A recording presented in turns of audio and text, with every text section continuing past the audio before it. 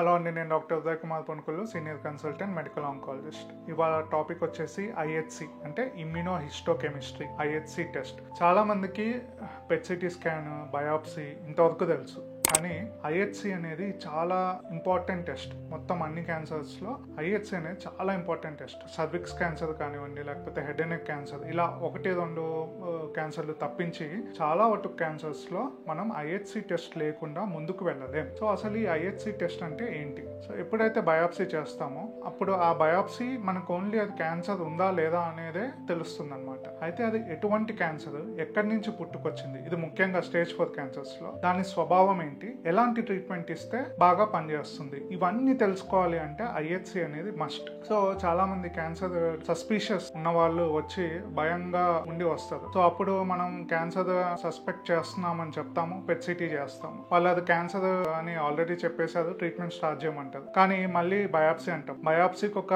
2-3 days time పడుతుంది. So biopsy వచ్చాక మళ్ళీ ఐహెచ్సి అనేసరికి ఇంత ప్రొలాంగేషన్ ఎందుకు చేస్తున్నారు, ఈ లోపల మళ్ళీ క్యాన్సర్ పెరిగిపోయే అవకాశాలు ఉంటాయి కదా అని చాలా మందికి సందేహం ఉంటుంది. అయితే ఒకటి సింపుల్ గా చెప్పాలి అంటే, ఐహెచ్సి లేకుండా మనం ట్రీట్మెంట్ స్టార్ట్ చేస్తే అది మెయిన్ రోడ్ లో కళ్ళకి గంతలు కట్టుకుని నడవటం లాంటిది. ఏ డైరెక్షన్ లో వెళ్ళాలో, ఎటు వెళ్ళాలో తెలియకుండా అయిపోతుంది. సో మాక్సిమం మీకు డిఫరెన్స్ వచ్చేది ఈ 1 week. ఆ 1 week లో మనకి ఆ క్యాన్సర్ స్వభావం ఏంటి, ఎక్కడి నుంచి పుట్టుకొచ్చింది, ఎలాంటి ట్రీట్మెంట్ ఇస్తే మనకి సర్వైవల్ ఛాన్సెస్ బాగుంటాయి అనేది ఈ ఐహెచ్సి మనకి ఒక రూట్ మ్యాప్ ఇస్తుంది అనమాట. సో అసలు ఈ ఐహెచ్సి అంటే ఏంటి? ఐహెచ్సిలో బయాప్సీ నుంచి మనం ముక్క పరీక్ష అంటాం కదా, అందులో నుంచి కొన్ని ప్రోటీన్స్ కొన్ని క్యాన్సర్స్ ఎక్స్ప్రెస్ చేస్తాం. సో అవి ఇటువంటి ప్రోటీన్స్ ఏ క్యాన్సర్స్ అని తెలుసుకోవడానికి మనం ఐహెచ్సి చేస్తాం.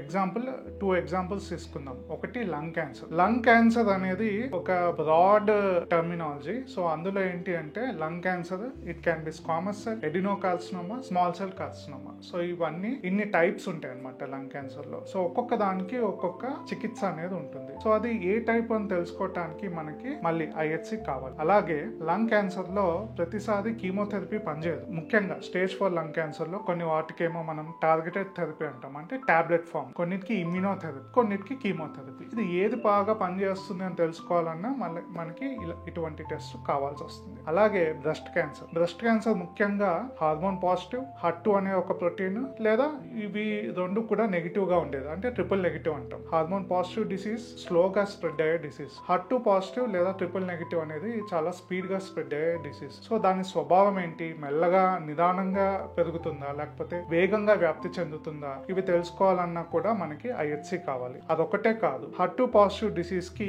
కీమోతో పాటు టార్గెటెడ్ థెరపీ అనేది ఇవ్వాల్సి వస్తుంది అనమాట. అలాగే hormone positive disease, HER2 negative disease ఉంటే గనక స్టేజ్ 4 క్యాన్సర్ అయినప్పటికీ కీమో అవసరమే లేదు, టాబ్లెట్స్ ఇచ్చుకోవచ్చు. ఇందాక లంగ్ క్యాన్సర్ లో కొన్ని సందర్భాల్లో ఎలా టాబ్లెట్స్ ఇస్తామో, బ్రెస్ట్ క్యాన్సర్ లో కూడా హార్మోన్ పాజిటివ్, HER2 నెగిటివ్ వచ్చి స్టేజ్ 4 లో ఉంటే టాబ్లెట్స్ ఇస్తాం, కీమో ఇవ్వాల్సిన అవసరమే లేదనమాట. సో అలా ఖర్చు కూడా బాగా తక్కువగా ఉంటుంది అనమాట. సో ఇవన్నీ కూడా ఐహెచ్సి చేయకుండా మనం ముందుకు వెళ్ళలేం. నెక్స్ట్, ఐహెచ్సికి ఇప్పుడు పేషెంట్ బాగా సిక్ గా ఉంది, వెంటనే ఇవాళ టెస్ట్ ఇవ్వంగానే ట్రీట్మెంట్ స్టార్ట్ చేయొచ్చు అంటే అలా అవ్వదు. ఎందుకంటే దానికి ఒక పద్ధతి ఉంటుంది అనమాట. ఐహెచ్సి టెస్ట్ చేయాలి అంటే ఫస్ట్ ఆ ముఖ బయాప్సీ శాంపిల్ ని తీసుకుని ఫార్మాలిన్ అనే ఒక సొల్యూషన్ లో మనం ప్రిజర్వ్ చేస్తాం. అది 6 to 24 hours టైం పడుతుంది. అలా దాచి స్టోర్ చేసిన దాన్ని మళ్ళీ మనం తీస్తాం, డీహైడ్రేట్ చేసి పారాఫిన్ అనే వ్యాక్స్ లో పెడతాము. ఇది ప్రాసెసింగ్ అనమాట.